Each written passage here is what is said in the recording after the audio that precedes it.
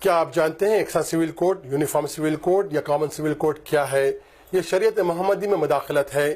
اسلام نے پیدائش سے لے کر موت تک زندگی کے ہر شعبے سے متعلق طریقے زندگی اور آداب زندگی کو واضح کر دیا ہے، لیکن فرقہ پرست طاقتیں مسلمانوں کی ترقی کو روکنے کے لیے ایسے فتنے کھڑا کرتی رہتی ہیں تاکہ مسلمان ایسے مسائل میں الجھا رہے اور ان کی ترقی کی رفتار رک جائے۔ آئیے دیکھتے ہیں ایک رپورٹ۔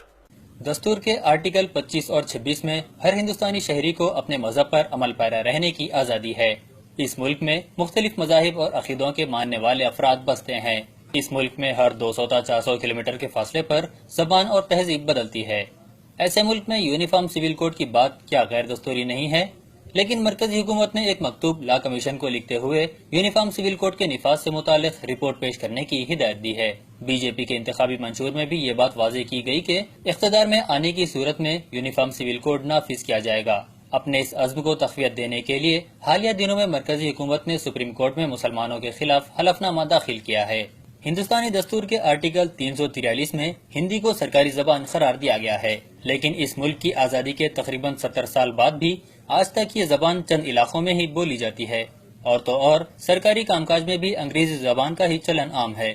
یہ فرقہ پرست عناصر جو ملک میں ایک زبان کے نظام کو لاگو نہیں کر پائے، یہ لوگ ایک تہذیب کی بات کرتے ہوئے مسلمانوں کی شریعت میں مداخلت کی کوشش کر رہے ہیں۔ فرقہ پرست عناصر مسلمان خواتین سے ہمدردی کا مظاہرہ کر رہے ہیں، لیکن یہ ہمدردی نہیں ہے۔ اگر ان عناصر کو مسلمانوں سے سچی ہمدردی ہے تو مسلمانوں کو سرکاری ملازمتوں، تعلیمی اداروں اور انتخابی حلقوں میں ان کی آبادی کے تناسب سے موقع اور تحفظات دیے جائیں، اور اس سلسلے میں سچر کمیٹی کی جانب سے دی گئی سفارشات پر عمل آوری کی جائے۔ کیا یونیفارم سول کوڈ کے بعد ہندو یونائٹڈ فیملی ایکٹ برقرار رہے گا، جس کے تحت کئی ہندو خاندانوں کو ٹیکس میں کروڑوں روپیوں کی چھوٹ مل رہی ہے؟ کیا سکھوں کو تلوار اور کرپان رکھنے کی جو اجازت ہے وہ برقرار رہے گی؟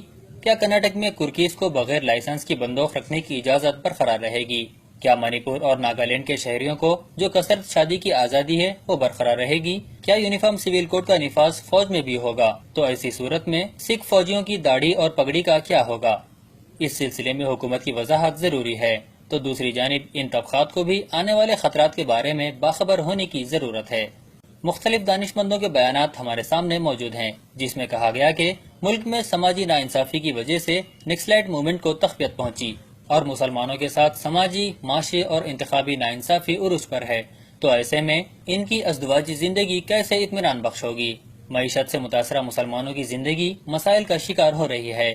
حکومت کو چاہیے کہ وہ اس جانب توجہ دے۔ یکساں سول کوڈ ان مسائل کا حل نہیں ہے، بلکہ یکساں مواقع موجودہ حالات کا تقاضا ہے۔ اپنی شریعت کے تحفظ اور اپنے حقوق کو حاصل کرنے کے لیے مسلمانوں کو متحد ہو کر دیگر اپنائے وطن کو ساتھ لیتے ہوئے جدوجہد کرنا ہوگا۔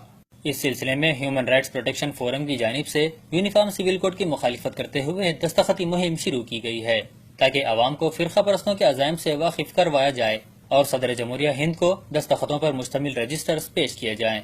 مساجد کمیٹی کے ذمہ داروں، سماجی کارکنوں، تاجر پیشہ افراد کی کمیٹیوں اور نوجوانوں سے گزارش ہے کہ وہ اس مہم کا حصہ بنتے ہوئے اپنی رضاکارانہ خدمات پیش کریں۔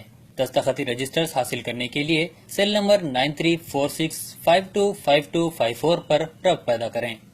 نہ سمجھو گے تو مٹ جاؤ گے اے مسلمانوں، نہ سمجھو گے تو مٹ جاؤ گے اے مسلمانوں، تمہاری داستان تک نہ رہے گی داستانوں میں۔ آپ سب سے گزارش کی جاتی ہے کہ اس ویڈیو کو زیادہ سے زیادہ شیئر کریں تاکہ نوجوانوں کو معلوم ہو سکے کہ شریعت محمدی میں کس طرح کی مداخلت کرنے کی کوشش کی جا رہی ہے۔